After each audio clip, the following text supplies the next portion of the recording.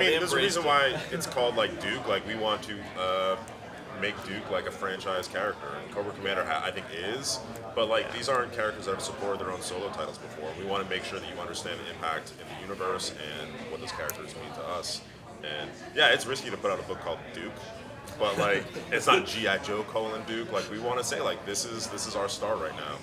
Yeah, Matt Sarlo, Monkey Spider Robots. Josh, you mentioned that Cobra Commander is like a horror book, like that genre theme. So what is Duke then? It's action. It's action. Yeah, well, action, espionage. You know, we really wanted to be kind of a spy thriller at the same time, you know, because again, he's searching for truth. And so I didn't want it to be, it's not going to be like non-stop action, even though I think every issue we made sure there was a big like action set piece. But I definitely see it as a bit of an espionage book. Yeah, we have like a sort of a storytelling rules for universe, and a lot of that comes from Robert suggesting like, let's go back to when fans just want to engage with a single issue, and we're starting off with action. There's subplots, a lot of 80s like Jim Shooter inspired rules, except with better handling of creators and talent. You talked about pacing in the panel. Like, did you guys have like, did outlines go back and forth, or like this needs more action and this kind of like needs to pop more? Yeah, I mean, you know, when we're developing new series, it's like here's a spot where I see everything first, so I'm trying to connect the dots. So it's like if we have a room to put a Cobra piece into another book that organically fits, like I suggest that. Yeah, some of it's just by feel, and then also like Josh says, when he's writing a script, sometimes he's feeling something is sagging that shouldn't be there, so he'll insert an element, and then we'll make it work. Yeah, or sometimes when I feel that a little bit, I'll just call him and be like, oh, I think this scene needs this and this, and we talk through it, and then, yeah. I think that everyone who has been reading comics for a long time really loves the shared universe aspect of comic storytelling. I think that that's the reason that the Marvel movies have been so successful, because they've been able to replicate that.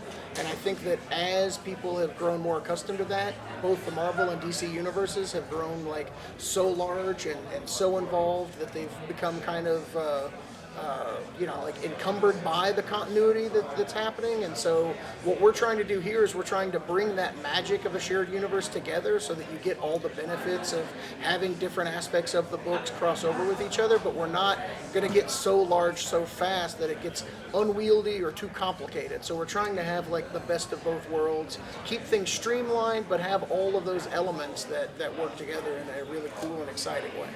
Yeah, I mean, that was part of what we went from, like, with him and approaching him, and that's part of what it was like. You can see in the preview a little bit, it was like, I'm going to show you who Duke is, and then we're going to break him a little bit, you know, break him so we can build him back up, and in the process of building him back up, you can learn a little bit more about him, where he came from, and why he is the way he is. But yeah, that was definitely the point of, like, when you just look at the preview page, you can see where I was, with the opening 3 pages that Tom did that are amazing, I was looking at those first 3 pages as if you were watching the cartoon, and that was the intro, like that was the opening with the music. That was what I wanted with those first 3, and then you do the cut. It's like, well, no, this is what's happening with Duke. You know, you're seeing him a little more broken, and you know, dealing with we talked about the panel where it's like he's now questioning a lot of things, and in those questioning of things, you're gonna learn more about him, and then we get to build him back up. There was a moment where I went to LA like 2 weeks ago. To see these guys, and I literally went to them and I was like, guys, like, he's killed people. I gotta start killing people. I gotta figure something out. And then I was like, can I make a list of people I could kill? I think it really started from just who I wanted to write. And then again, it was like, we were talking about before, it was like, you know, which characters I loved as a kid, which ones I want to write, and then the most important was who made the most sense for the story. Because there were other characters I wanted to write that didn't make sense in this moment. And so we were like, okay, we're going to push them back. Well, you know, so it's dependent on what's best for the story. But like Mercer's an example of a character I loved as a kid that I was like, I really want to do more with him, but I wanted to show him with Cobra first. Or maybe he stays there. I don't know. I stay there forever. Who knows? Yeah, who knows? You don't know. Oh, I don't feel like when it actually came to the characters, I was really told anything. Really, I think really, you know, I made this joke before about Duke, but I do think that like that was, I knew from the beginning that's where we were going to start with Duke. After that, it was really just kind of what I wanted and then talking about it. And I mean, I make this joke all the time on every interview we do, but I do try to put in a lot of the characters, and then I think Sean called it the Josh Williamson special the other day, where you read it, they'll get one of my scripts, and all of a sudden there's a character in there that they did not know was going to be in there, and I just add them, and then they're That like, was not in an approved outline. yeah, that was not in the approved outline, but I'm like, but here's why. Yeah, it was really about me. All right, well, I had rules, right? So I basically went into two things. I looked at the rollout of the characters being introduced originally, right? And I kind of put a couple of lines. So I was like, okay, any character that was in the first two like sets of action figures, right? I'm like, okay, I'm gonna look at these first. And then I was like, okay, now who do I, as a fan, who do I think is awesome, who I want to put in, right? So I kind of started with those. But then it really was like, well, who's just best for this book and for this story? So I can't say who it is yet. But I keep using as an example where there was a character that wasn't in the outline that I put into issue 2. I'm not even sure if I told you. Yeah, and then he read issue 2, but it really worked, and it was the exact right character for issue 2 of Duke, and for the scene. And then they originally were going to be in issue 2, but then they ended up staying through because they just really work as a great contrast with Duke. Because they're a very different character than Duke. So it was, there was definitely like the fanboy pieces over here. And then it was all about story. All about story, all about character, who was the best fit. And again, that was it right there, where it was like, who actually works in these moments. But yeah, it came from a couple different places like that. And are you getting, like the back and forth of like, well, you can't use this person because of X, Y, and Z, and then how do you pivot from that? It hasn't been necessarily X, Y, and Z. It really is just about, we keep saying it's about patience. Okay. It is more about patience, and I can be very impatient with it, and I try to get every character I can in quickly. But I think it was something, there was one scene in particular that I wrote, and that was when I kind of learned the lesson of like every single one of these characters needs to have the best introduction possible. And I didn't want to have a scene where it's like, okay, I'm introducing one character in a cool way, but then in the deep background there's two others, right? I didn't want to do it that way. And so I started going through and being, let's just bring him in the best way possible, and then I'll call Sean and talk through some of the stuff with him. And I don't necessarily get any pushback aside from does it make sense for the story, and then again, stop trying to put every character quickly. Yeah, he did a design. You see the costume that Duke is wearing on the cover. We were just talking about this in email the other day, and it's like, you're actually going to see that. You see it at the beginning, but you're not going to see it again for a while. Because if you look in the preview, you can see that we kind of have this rougher, on-the-run Duke in the book. And so we did the design for him.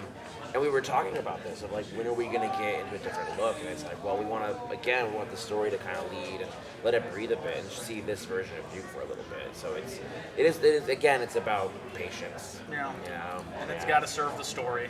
So I would love to draw a bunch of cool stuff. Yeah, I just want to give praise to all artists, because I think a hidden talent that you don't see on the page all the time is all the artists up here are incredible designers, and there's a lot of thought that goes into all of it. And like, yes, there is source material, but like Tom turned in a design for a character and gave us 3 different looks, and what that allowed us to do is like unlock extra stories to make those looks come into the book. Yeah. 'Cause they're very toyetic, and we want to evolve the looks and be able to embrace different parts of the history through the comics. So Yeah, I was like, I will never do anything ever again. And then when he came to me and was like, what about this one? I was like, okay, all right. that wasn't a hard sell. But it was because I think that I really trust Robert and Sean. I've worked with Skybound a lot over the last 10 years. It really is a company I trust a lot, and I know they're incredibly. One of the things I look for in all comics is thoughtfulness. And that, like what Robert was talking about with the branding and the things he did with Invincible, everything is very thoughtful. And I knew they would bring that to this. Everything was very thoughtful and considered as they're working, so it made it exciting to work with them on this. I keep trying to sneak Firefly into all the issues, and it doesn't fit in the time. I have like a huge list of them, and every time Now that we know you want it, I know it's never going to happen. but every time I get all of the classified toys, and so every time another one comes in the mail, I open that box up and I'm like, okay, how do I get this one in the issue I'm writing right now? There is a direct correlation of a Hasbro announcement and then like something showing up in a script. And I'm like, well, we're not making commercials. That's what it is. It's just like the passion kind of flows out. No, that actually really happened. There was something they announced and I was like, oh, that's on page 2-3 spread now. Like literally, they announced I was watching the live feed on like the Hasbro Pulse, and they just showed something. I was like, okay, that's going in there. How fun is that? Yeah, it's awesome. It's just, I can't wait for Beachhead to show up. That's my guy. oh yeah, I want to get. We'll talk later. I was always partial to Road Pig. Love me some Road Pig. We were just talking about him. Oh, beach No, I'm not feeling the recording. Shipwreck's the sailor, right? Yeah. Shipwreck. Well, I want him in there because I want to figure out how to write. Because Shipwreck is like an impersonation of Jack Nicholson, and so how do I write the Jack Nicholson voice in the comics? I've been thinking about this a lot. So when we get there, I'm gonna try to figure out how to make him as most Jack as I possibly can.